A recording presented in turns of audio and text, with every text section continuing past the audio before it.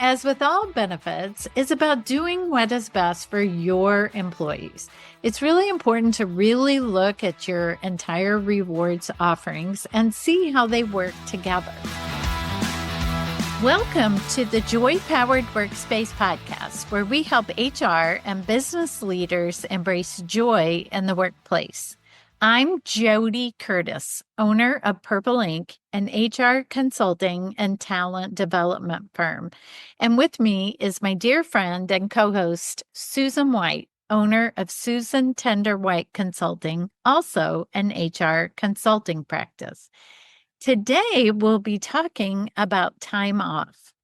Last month, we did a podcast on military leave, and while doing my homework on that topic, I came across lots of information and discussions on other types of leave besides military leave, and I thought it would be good to explore those as well. We have also had several different podcast episodes around other time off leaves, and we'll note those as we discuss them so that if you want to go more in depth on those types of leave, you can refer back to those podcasts.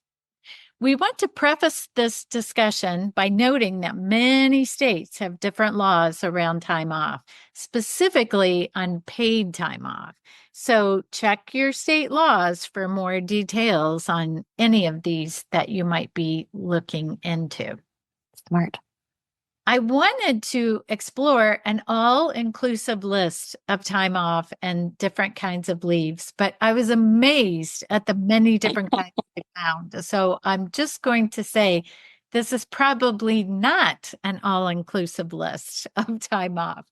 I'm certain there are some companies who have come up with some very other creative ideas around time off, but I was surprised about the number that we found. So we'll just go back and forth and tell you some of these are pretty self-explanatory, I think, and some you might be brand new to you. But first off, let's talk about holidays. In 2025, there are 11 federal holidays in the U.S. These are common holidays for organizations to offer as paid holidays, but none are required. Juneteenth, Indigenous People Day, and Veterans Day are three specifically that are not always considered company holidays. There are other holidays that are not federal holidays, though, that many organizations do treat as paid holidays, such as the day after Thanksgiving, Christmas Eve, or maybe Good Friday. Vacation would be the second category. My absolute favorite, time off, because if you're working for a company that pays vacation, this, of course, is really generally offered only to employees. But to have breaks and to be able to relax and get some R&R away from work. Now, some organizations do have specific shutdown periods, like between Christmas and New Year's, or I know car manufacturers up in Detroit used to have part of July that everything shut down. And so all the businesses around there would do the same. But some organizations may not have designated time. Instead, employees get to choose their vacation time, and they may be able to do it hour by hour, not just necessarily in whole day increments. Another type of leave is sick leave. This may be allowed by some organizations in hours, half days, or full days. And it may also only be allowed when the employee themselves is sick, or it may be offered when there is a sick family member or for personal doctor, dental visits, or other family member visits as well, too.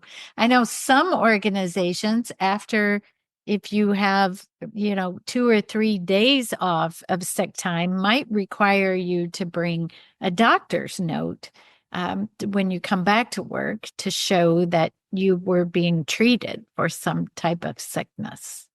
I work with some companies that do that, and I often say, don't just pick and choose who you make bring the doctor's note in. It should be consistent and universal. Otherwise, you really do feel people will feel that they're picked upon. So, want to be thoughtful. Yeah. The next category, PTO, which many organizations honor today. What PTO stands for, paid time off, and technically it includes any time away from work that is paid. But generally, many organizations consider PTO to be a bank of vacation, personal, and sick days. This tends to be the most common.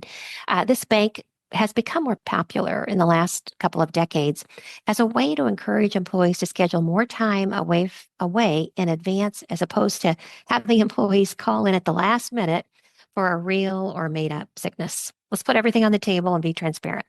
Sabbaticals is another type of leave, and this might be paid or unpaid time off. It was used to be generally viewed as a benefit for professors who might take a semester off or more for continuing education, research, or some practical time working in their fields. But it is slowly becoming a more common benefit in other types of organizations. We do have a podcast on sabbaticals. That is episode number 121, if you want to hear more about that. Great. Well, FMLA might have been the first thing when you saw the topic, the episode topic we're going to be doing today. You probably thought about FMLA.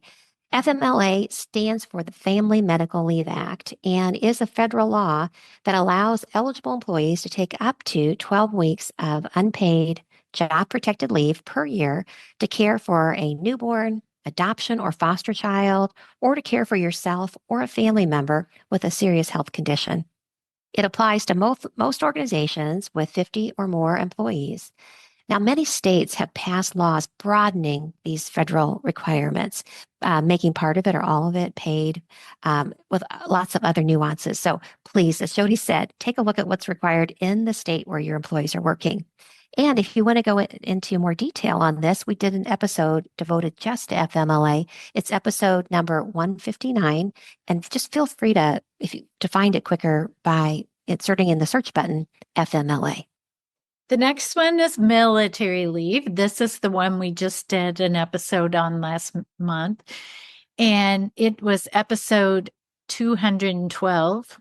Note that military leave does apply to all organizations, regardless of the size, and provides protection for employees who leave their civilian jobs to serve in the military. And in addition, FMLA provides up to 12 weeks of unpaid leave for family members of military service members who are called to active duty or are injured while on active duty. And then parental leave is another one. Some employers offer paid parental leave in addition to FMLA, or possibly for those small organizations for which FMLA doesn't apply, under 50 employees, they may offer some type of parental leave. Grandparent leave is a favorite of both Susan and me, and of course is for grandparents, typically in the case of a newborn or adoption. According to statistics from the AARP, nearly 40%, and it's growing, of all U.S. workers are over the age of 50, which means we have a lot more grandparents in the workplace than we used to. This benefit can really show appreciation for older, more mature workers. Only 8% of respondents to a 2024 NFP survey of employees reported offering new grandparent leave, but 35%, they said they would consider it in the next 5 years. So I love it. Maybe more to come on grandparent leave. Yeah, I've heard it called fraternity leave, which I love. It's a play on grandparents and maternity. Yeah, love it. Love it. Well, shared leave is another type of leave. This policy allows employees to donate their sick and personal or vacation time to other employees. And I love that. That's where there's somebody might be going through a hardship in their own lives and their colleagues, coworkers can donate some of their paid time off for that person. Leave of absence. This is the time during which an employee is absent from work due to some exceptional circumstances. There are two most common types, medical leave and personal, and they may be paid or unpaid leave based on the agreement with the employer. So these types of leaves would be outside of FMLA. They'd be outside of any of the ones we've talked about. They're like special situations, and they come along. And it's nice to have a policy. Think about this in advance before those strange situations pop up. Right. The Right. next one is a disability leave.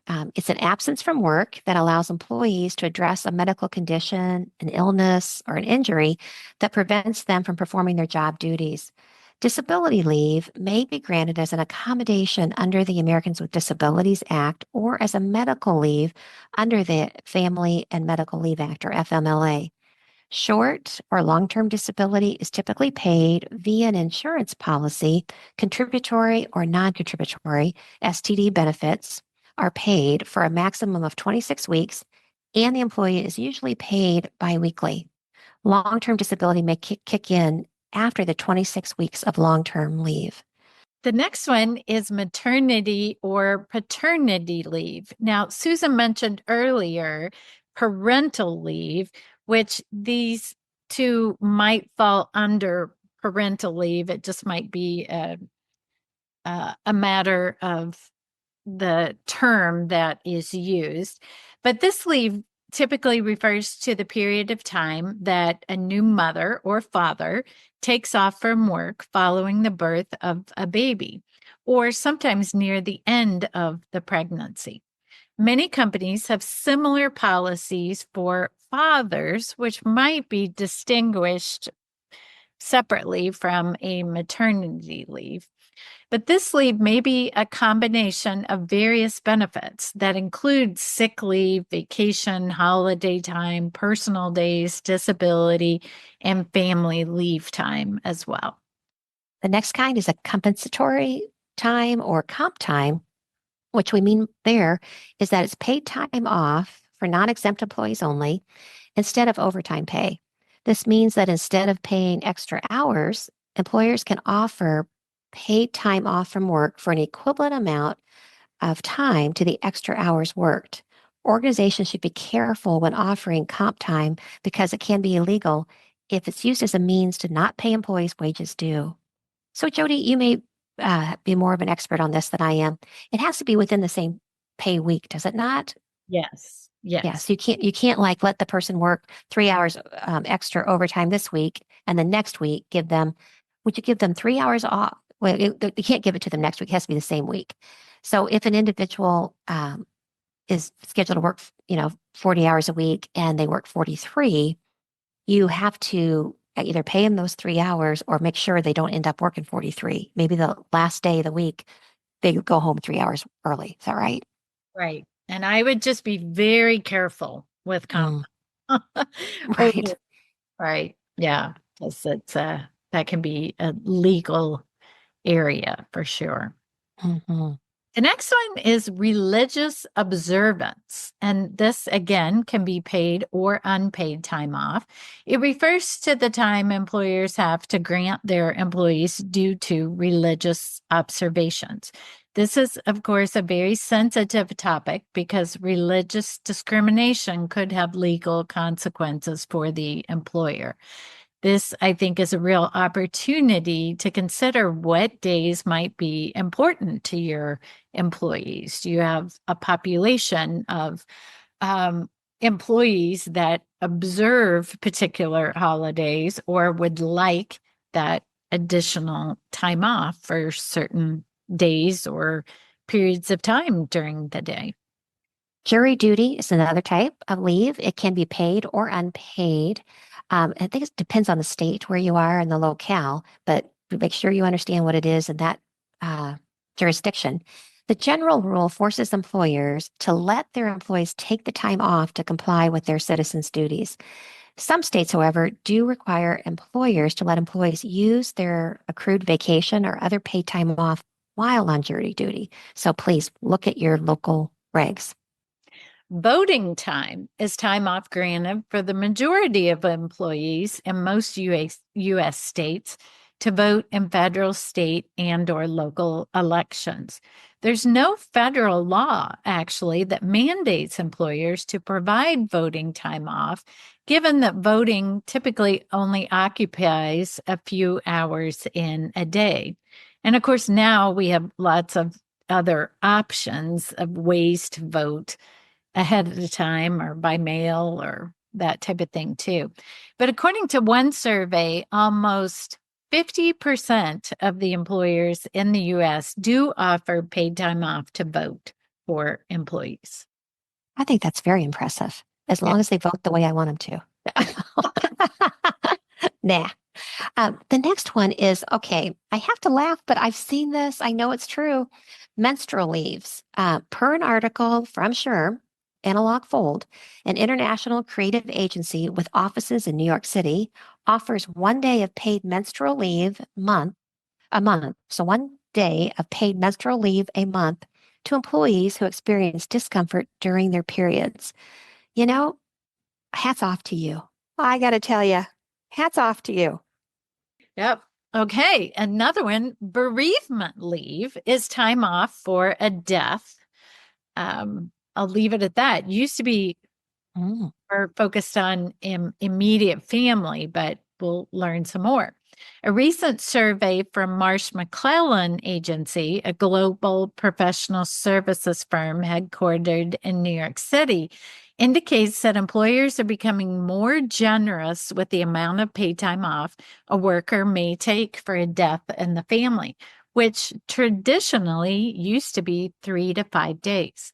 The types of relationships eligible for bereavement leave have also become broader and now include deceased individuals beyond the employee's immediate family members. Some companies even have policies that they have widened to include women who have had miscarriages, stillbirths, or even failed in vitro fertilization procedures. Mm. Here's an interesting one, still on bereavement leave. Even pets have made their way into the bereavement space. Between 3 and 5% of large employers that responded to this Marsh McClellan survey said they offered paid leave for the death of a pet. Although some employers define which animals might qualify, that could be tricky. Oh my gosh. Could be a dog, a cat, a bird, or even a farm animal, but it's not going to be a fish or a lizard as examples. Oh my gosh. When we start determining which animal applies to a bereavement leave for pets, I think we're in rough waters because who are we to judge? Right? Yeah. Oh, I interesting. should have just said at the beginning of this that we're just sharing different types, True. not necessarily advocating for them, right? Okay. Here. So, Very fair. I do get people and their pets. I really, really do. But if it's a tiger, I mean, like, who am I to say that that's not real? Yeah, interesting. Well, the next one is adverse weather. And I'm really glad that, JoDee, that you wanted to make sure we talked about adverse weather because certainly we live in the heart of the Midwest and we just had a major snowstorm, although I'm in Phoenix right now. So I am not in the midst of it. So I'm so sorry, JoDee, you are. I'll be coming back to it. Um, this really, the weather can absolutely impact workplaces. And when a workplace chooses to open, there may be employees out there that coming in is just not the decision they want to make. And so there are organizations who says, I'm sorry, this is, a condition of employment. You get here when we're open, you're open. And if not, it's your sick time or PTO or whatever. But there's going to be other organizations out there who say, I want my employees to feel like they can make their own decisions. And so you very well may have some weather uh, day bank that employees can use or not use. Jody, tell me a little bit about your experience in this place, because I know you've got clients who've asked for you to weigh in.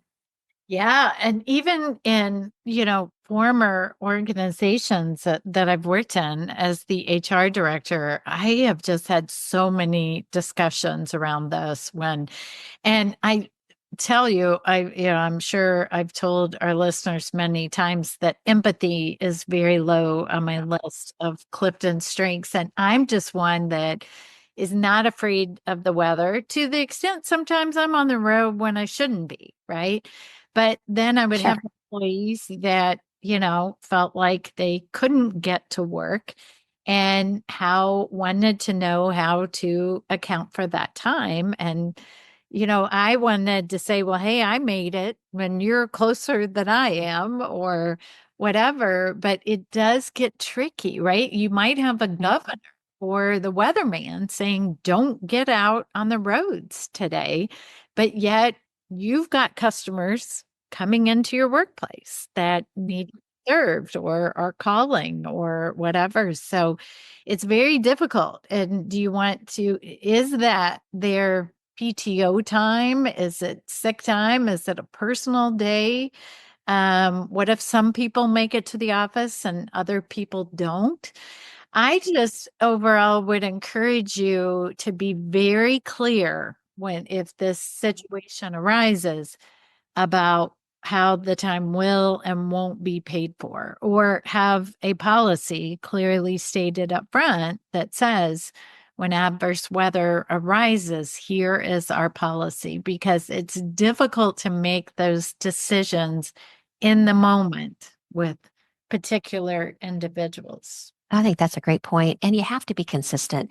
And if you're a large organization, you'll have some bosses let people, they'll handle it differently, and that word gets out. So it's got to be a written policy that everyone understands. And then you have to hold leaders and managers accountable for treating everybody the same. Yeah. Oh, that's a tough one. Well, the next one is a gender affirmation leave. Canva, a digital design company with offices in California, Texas, and Australia, as one example of somebody who gives a gender affirmation leave, they grant up to 8 weeks of gender affirmation leave so non binary and transgender employees can take time off for physical, legal, or mental health needs. The next one is paternity leave, W, and that is time off for those adopting an animal to allow them being the owner and the pet, to adjust to their new situation. Okay, very good. I'd rather talk about that one than pet bereavement ones. Yeah, let's do the adjustment with them joining you. So the next one on the list is, I don't know why I get these, JoDee, but it's menopause. Menopause leave is growing, and I have also heard of companies that do offer it. It helps employees struggling with the symptoms due to menopause. And this might be hours or days, or maybe just even increased flexibility. I can remember sitting in meetings where I just had a hot flash. And I mean, I am dripping sweat in a meeting. And you can't, you don't really, I personally did not want to explain why when the room was like, it's, 70 degrees, I am dripping sweat on the papers, but it's a real thing. The 2024 NFP survey suggests that menopause leave is also on employees' radar screens. Although only 4% of employer respondents currently offer some type of accommodation, 32% say they would be open to providing benefits when necessary. Another one, floating days, or you might call it floating holidays. I worked for an organization for a while that had a lot of Jewish employees, and we had all of the standard federal holidays off. But of course, those don't include any Jewish holidays. So everyone had an additional 2 days of floating holidays to be used as we wished. I thought this was terrific. And although it was specifically intended to accommodate a certain group of employees, it was a win-win for everyone. Yeah, for whatever unique need they have. I think that makes sense. With the increase in sustainability efforts and focus many organizations have on encouraging their people to get involved in their communities, there is such a thing as volunteer time banks for participating in nonprofit causes. It could be done as a group, because I've seen where organizations will rally everybody who wants to go spend a day at Habitat for Humanity, for example, or some other planting tree effort. It can be done as a group, or some organizations say, you use the time however you want for the charity of your choice. And I've seen them get people give up to a day a month, to a few hours a year. It just really helps, I think, lets people spend time devoting to not-for-profit passion that they have. Some other leaves that I found, if you can imagine, there's more.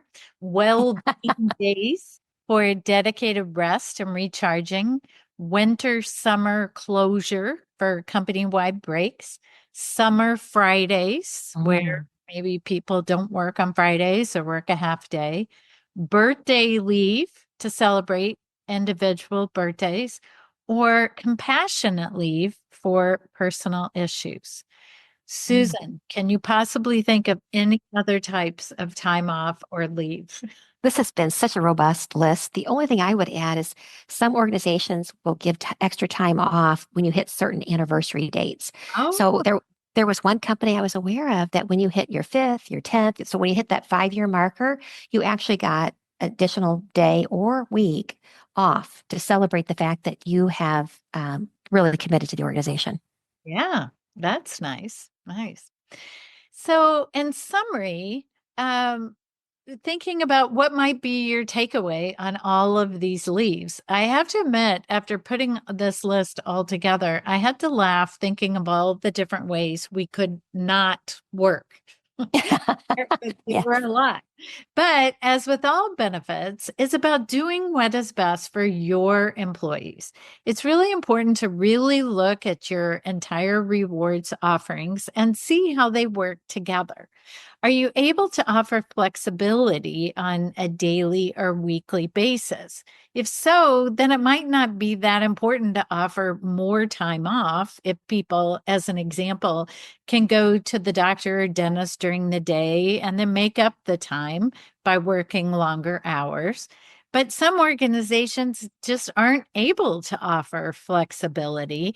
And so employees might need some additional time off for some of these situations that we've explained.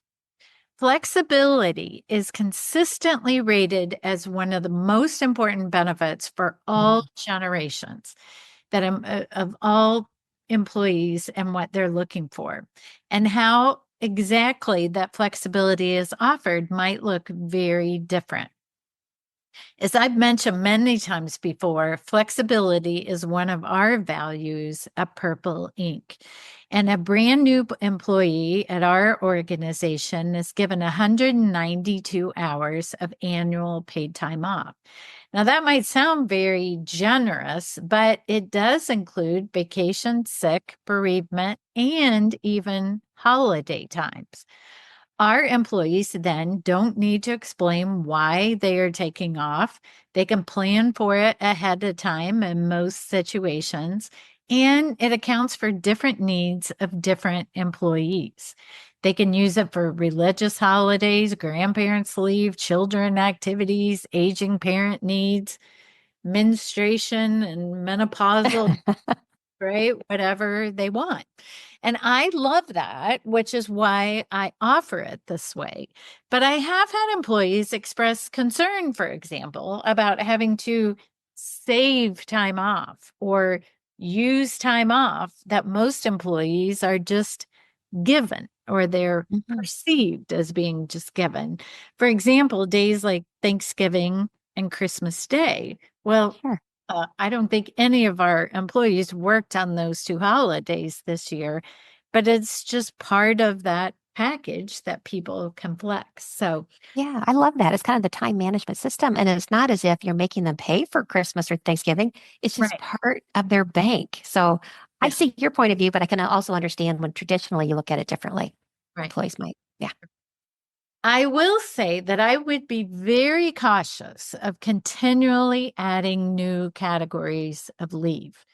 I'm not suggesting you don't have some of these leaves, but just as an example, the menopause or menstruation leave or religious observance days, for example, while maybe being very well intentioned, could create undue angst about genders and stereotypes, and that some people are getting more time off than others. Mhm. Additional time off for parent or grandparent leave could cause a sense of unfairness from single employees. Companies might be intending to create more inclusive environments while actually creating exclusiveness.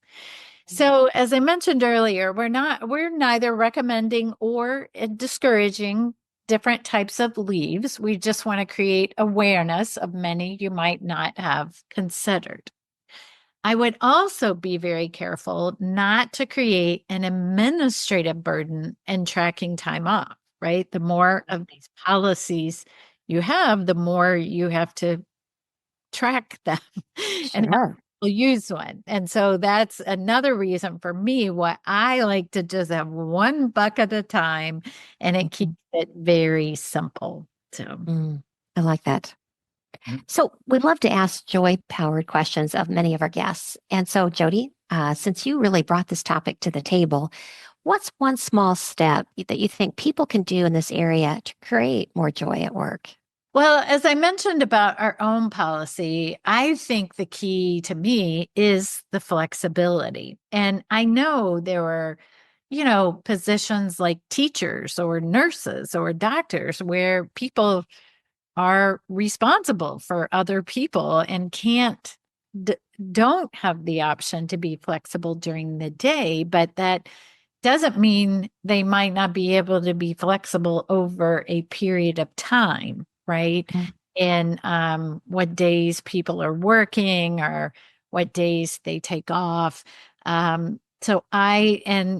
mentioned before too about flexibility is one of the number one items that people are looking for in an organization. So the more creative you can be about offering flexibility so that people are able to meet their needs individually, health, mental health, uh, Mhm. grandparents, pets, owners, whatever it might be, that people feel like they can take that time off when they need it. I think that's great. JoDee, we have a listener question. The following question comes from one of our listeners who had listened to a past podcast. Question is, what are some common FMLA trigger words or situations? Yeah. And I want to preface the answer of this with a bit more context in that leaders, managers, and supervisors may not need to know or understand all of the rules around FMLA. It's complicated, right? It's been around for a long time. But those leaders, managers, and supervisors do need to understand situations and words enough to understand that a conversation should be held about FMLA. And maybe that's not them directly. Maybe it's an HR professional or someone else who does understand the rules. The employees might not even know what FMLA is or don't or not understand that their situation may or may not apply. But an employer who fails to treat the request as one for FMLA has actually already violated the FMLA Act. So here are just some of those trigger word situations to be aware of. So if someone says some of these things, it should send an alarm or bell off that maybe a further discussion is needed. I need time off for surgery. I'm unable to work due to illness. I have a medical condition. I need to see a doctor. I'm experiencing severe pain. I was hospitalized. I need treatment, or I'm recovering from an injury. I'm pregnant. I need maternity leave. I'm having a baby. I need to recover after childbirth, or I'm experiencing complications from childbirth. Might also be my family member is ill. I need to care for my spouse, child, or parent. My relative has a serious health condition. My parent is in the hospital, or I need to take time off to care for a loved one. Or I need to take care of funeral arrangements. A family member passed away. I need to care for someone who's terminally ill. I have a chronic condition. I need time off for ongoing treatments. I'm going to regular doctor visits. I'm dealing with a long term health issue. I'm struggling with stress. I need time off for therapy. I have mental health issues. I'm dealing with anxiety. I'm dealing with depression. I need a mental health break. I've been injured. I'm having surgery. I need time off to recover from an operation, or my doctor says I need to rest. I need to care for a military spouse or a military child. My family member is being deployed, or my spouse is returning from active duty. Also, could be I need a temporary change in my work schedule. I need to work from home for a while. I need help with my workload, or can I reduce my hours temporarily? Now, I know that was a lot of different kinds of examples, but really it's just important to know or to offer, or again, to consult with someone else in the organization about realizing that this could be a deeper issue than what it is. Not everyone who says these statements will need to take time off for FMLA, but it is our responsibility to offer that. And what's interesting, JoDee, I think that many of the things we said, these things you might hear in the workplace, are often heard by supervisors or managers and not by HR. So Mhm. I think for our listeners, if you are a business leader, you got to make sure that this information is deeply known inside your organization. If you're an HR professional, that you're doing everything you can to coach supervisors and managers. If people bring up any of these topics, to shoot it to you right away. Right. In the news segment today, the Top Employers Institute recently released the World of Work Trends 2025 report, highlighting 5 key trends that are reshaping and impacting the global workforce for the coming year. They included number one, sustainable workplaces. This is an integrated partnership between society and organizations. Although this is not new, it is becoming increasingly more intentional, more common, and applicants are asking for more of it. Second one is new belonging. Employee movement is happening against the backdrop of a growing loneliness crisis. We've had another episode about loneliness at work. I think Yeah. it's real. Yeah. Younger generations in particular crave both social connections and diverse careers spanning many organizations and maybe even many locations, countries. By fostering connections that extend beyond the walls of a single organization, companies can help alleviate that loneliness at work while benefiting from the diversity of thought, diversity of innovation, that employees networking beyond to connect with various jobs, industry, and networks. So, really trying to get our folks connected to other people. Yeah. The next one is what they called transforming experiences. We have previously considered most roles to be thought of as white collared or blue collared. But per this report, 35% of the fastest growing occupations are considered outside of the traditional white collar, blue collar jobs. With technology and more skilled positions, the lines are more and more blurred, which creates this new category of colored jobs. Interesting. Neuro inclusion, which really is neuro inclusivity by design, is not just about making space for neurodiverse employees. It's about reshaping the workplace to work better for everyone. And these efforts can really lead to more adaptable, resilient, and innovative organizations that are prepared to tackle the challenges of the future of work. Check out our podcast number 194 for more on the topic of neuro inclusion. The last one's probably not a surprise for anyone is artificial intelligence powered leadership. There's a balance between human intuition and AI's analytical power. While there is concern that some jobs will be replaced with AI, 27% of the top employers said that their key priority in 2025 is to utilize AI more often. Wow. Well, thanks for listening today. Tune in next time and make it a joy powered day. Thank you. If you would like SHRM recertification credit for listening to this podcast, please visit getjoypowered.com/SHRM. You'll find an evaluation of the podcast, and once you complete the evaluation, you will see the SHRM recertification credit code and a link to a proof of participation certificate. Again, that's getjoypowered.com/SHRM. Thank you for listening, and thanks for your dedication to the HR profession. If you like the show, please tell a few friends about us. And let us know what you thought by leaving us a rating or review on Apple Podcasts or wherever you're listening right now. Become a Joy Powered member to get extras like early access to episodes, video versions of the episodes, bonus episodes, and even more. Learn more at patreon.com/joypowered. You spell Patreon, Patreon. So it's patreon.com/joypowered. You can find more information on our podcast, books, blogs, and more at getjoypowered.com. We're at Joy Powered on Instagram, LinkedIn, and Facebook. And you can email us via joypowered@gmail.com. Make it a Joy Powered day.